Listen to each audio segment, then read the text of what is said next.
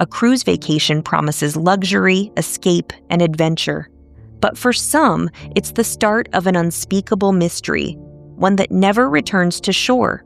From the Caribbean to the coast of Alaska, passengers and crew have disappeared, leaving behind only haunting questions and broken families.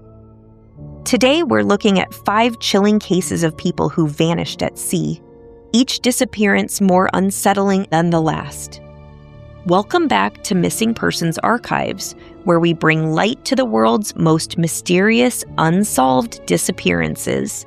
From lost hikers to unexplained vanishings in the wilderness, we've seen it all. But today, we set our course across open waters into the hidden world of cruise ship disappearances. Case 1, Amy Lynn Bradley, March 1998. Amy Lynn Bradley was just 23 years old, celebrating her recent college graduation with her family aboard Royal Caribbean's Rhapsody of the Seas. Their Caribbean cruise had been picture perfect until March 23rd, when everything unraveled. Amy had spent the evening dancing with her brother and members of the ship's band. At 5:30 a.m., her father checked on her. Amy was dozing on the cabin balcony. By 6 a.m., she was gone. Her shoes, cigarettes, and ID were left untouched in the cabin. Despite the Bradley family's frantic pleas, the ship docked in Curaçao and thousands of passengers disembarked, potentially wiping out crucial forensic evidence before investigators even began. Cruise officials suggested Amy fell overboard, but her family refused to believe it. Amy was a trained lifeguard and strong swimmer. More disturbingly, multiple witnesses later reported sightings of a woman matching Amy's description in Curaçao, including at a beach and even in a brothel where a woman allegedly whispered, "My name is Amy Bradley." To this day, no remains, no definitive answers, just a trail of chilling clues and countless dead ends. Case 2, Rebecca Cororeium, March 2011. Rebecca Cororeium, a cheerful 24-year-old from the UK, was working aboard Disney's Wonder Cruise ship. On the morning of March 22nd, security cameras caught her looking distressed, speaking into a phone near the crew pool at 5:45 a.m. Then, nothing. Rebecca missed her work shift and was nowhere to be found. Disney claimed she was swept overboard by a rogue wave, but crew members questioned that theory. Seas were calm, and the pool was surrounded by high walls. Rebecca's family learned the flip-flops presented to them as hers didn't belong to her.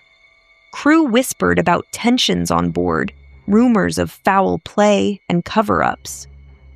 The investigation was led by Bahamian police, often criticized for their lack of transparency.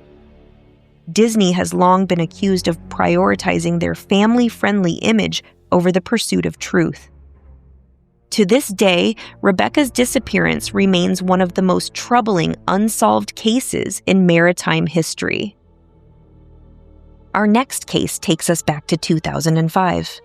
Hugh Pham and Hugh Tran were a Vietnamese-American couple from Southern California. Having fled the chaos of war in Vietnam, they worked hard to build a peaceful life in the United States. By 2005, they were happily retired after nearly 50 years of marriage. That May, they embarked on a family cruise aboard the Carnival Destiny, sailing through the sunny Caribbean. Everything seemed perfect until the morning of May 12th. As the ship sailed from Barbados to Aruba, something happened, something no one can quite explain. Hugh Tran's sandals and book were found abandoned on a deck chair. Her purse left behind in her cabin. When their daughter went looking for them, they were nowhere to be found. Not on the deck, not in their room, not anywhere on the ship. The Carnival Destiny conducted a search and the U.S. Coast Guard was alerted. But by then, precious hours had already been lost. The family later claimed there were delays in reporting the disappearance. Even more troubling, The ship allegedly failed to return to the exact coordinates where the couple was last seen, making the search nearly impossible. Despite multiple efforts, including aerial searches and extensive media coverage, there was no sign of Hugh Pham or Hugh Tran. No bodies, no belongings, nothing. Their family continues to fight for answers, believing that Carnival Cruises mishandled the investigation. The International Cruise Victims Association lists their story as a stark reminder of how easily people can vanish in the middle of the ocean, and how cruise lines have no obligation to return to the exact location where someone goes missing. This wasn't just an accident. For their loved ones, it feels like a cover-up. On September 16, 2012, 21-year-old Ariel Marion from Memphis, Tennessee, fell overboard from Royal Caribbean's Allure of the Seas shortly after departing Fort Lauderdale for a 7-day Caribbean cruise. Traveling with her mother, Vera Marion, for their first cruise, Ariel was excited, but reportedly went overboard about 47 miles east of Fort Lauderdale, around 1800 hours, 9:30 p.m. Witnesses didn't see the fall, and the ship delayed notifying the Coast Guard for 2 hours, losing precious time in warm waters where survival was possible. A massive search covering 2,300 square miles ensued, but no trace was found. Vera criticized the cruise line's slow response and lack of transparency, claiming the delay sealed her daughter's fate. Theories range from an accidental slip, perhaps while leaning over a railing, to foul play, though no evidence supports the latter. The family filed a lawsuit against Royal Caribbean, alleging negligence in safety measures and reporting protocols, but it was settled out of court in 2014 with undisclosed terms. As of 2025, Ariel's case remains a poignant example of how quickly opportunities for rescue can evaporate at sea, fueling calls for mandatory real-time overboard detection systems on all ships. Case 5, Blake Keley. Shifting to the frigid waters of Alaska, our final case involves 20-year-old Blake Keley from Fallbrook, California, who vanished during a family cruise in July 2011. Blake, a recent high school graduate known for his love of outdoor adventures and close family ties, was aboard Holland America Line's MS Oosterdam for a 7-day voyage from Seattle, visiting ports like Sitka and Ketchikan. He was traveling with his father, Mark, and 2 brothers, excited for his first major cruise experience amid stunning glaciers and wildlife. The night before his disappearance on July 21st, the ship encountered typical Alaskan weather, choppy seas but nothing extreme. Blake was last seen in the early morning hours of July 22nd, around 4 a.m., as the ship sailed from Sitka toward Ketchikan. He had been socializing in the ship's lounges and was believed to be wearing jeans, a dark shirt, and possibly a jacket due to the cool temperatures. When his family woke up later that morning and realized he wasn't in their shared cabin, they searched the ship frantically before alerting the crew. Holland America initiated an onboard search, but it wasn't until hours later that the U.S. Coast Guard was notified, launching a comprehensive effort with helicopters, cutters, and fixed-wing aircraft covering over 1,000 square miles of ocean. Despite these efforts, no body, belongings, or definitive evidence was ever recovered, contrary to some outdated accounts suggesting accidental drowning with a body found miles away. The official conclusion leaned toward an overboard incident, possibly accidental, but Blake's mother, Mary Lorson, has vehemently disputed this, pointing to the ship's inadequate CCTV coverage. Reports confirmed that key surveillance systems in potential areas were either malfunctioning or non-existent, leaving no footage of Blake's final moments. Blake was a strong swimmer and showed no signs of distress or suicidal ideation, leading his family to question if foul play, perhaps an altercation or push, was involved. The FBI briefly investigated but found no leads. In 2012, Mary spoke out in media interviews, criticizing cruise lines for prioritizing profits over safety and calling for federal mandates on cameras and man-overboard technology.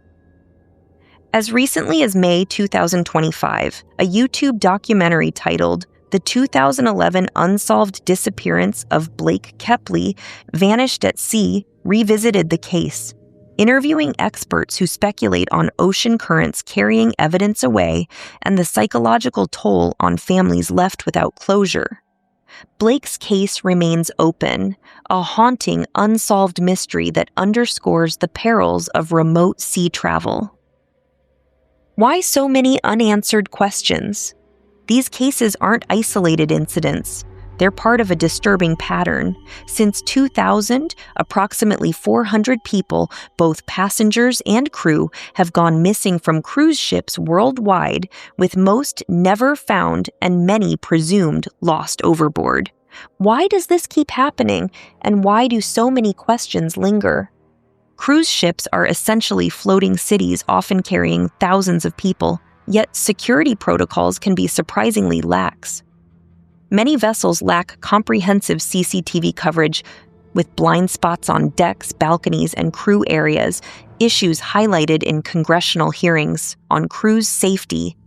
When someone vanishes, cruise lines frequently delay reporting to authorities to minimize disruption and bad publicity, as seen in delayed Coast Guard notifications across these cases.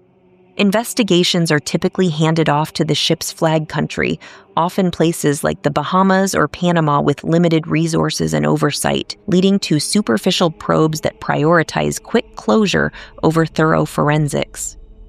Families consistently report inconsistencies, mismatched evidence like wrong flip-flops in Rebecca's case, missing or malfunctioning footage, as with Blake and Amy, staff reluctance to cooperate, and rushed conclusions labeling incidents as accidents, suicides, or rogue waves without solid proof.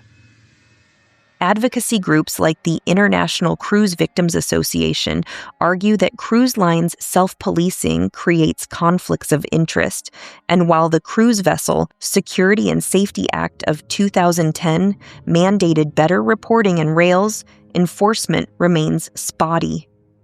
Theories of human trafficking, crew involvement, or corporate cover-ups persist, fueled by the isolated nature of ships where jurisdiction blurs and evidence can literally wash away. In 2025, with advanced tech like AI overboard detection available, why aren't these standard? The answer may lie in cost-cutting in an industry worth billions. Behind every missing person is a human story, a life full of dreams, relationships, and potential, abruptly silenced by the sea. Families like the Bradleys, Cororeiums, and Kepleys are left adrift in grief, haunted by endless what-ifs and the frustration of incomplete answers. The ocean's vast depths may conceal the truth, but we must keep these stories alive to push for change. Stronger laws, better technology, and accountability from an industry that sells paradise but sometimes delivers peril. If you or anyone you know has information about these or similar cases, whether a tip on Amy's sightings or insights into cruise operations, speak up. One detail could crack a case wide open and bring closure to those waiting. And to our viewers, if you'd like us to dive deeper into more cruise ship disappearances, unsolved maritime enigmas, or even safety tips for your next voyage, drop your suggestions in the comments. Help us amplify the voices of those lost at sea and advocate for a safer future on the waves. This is Missing Persons Archives. Until next time, stay safe, stay vigilant, and never stop questioning the unknown.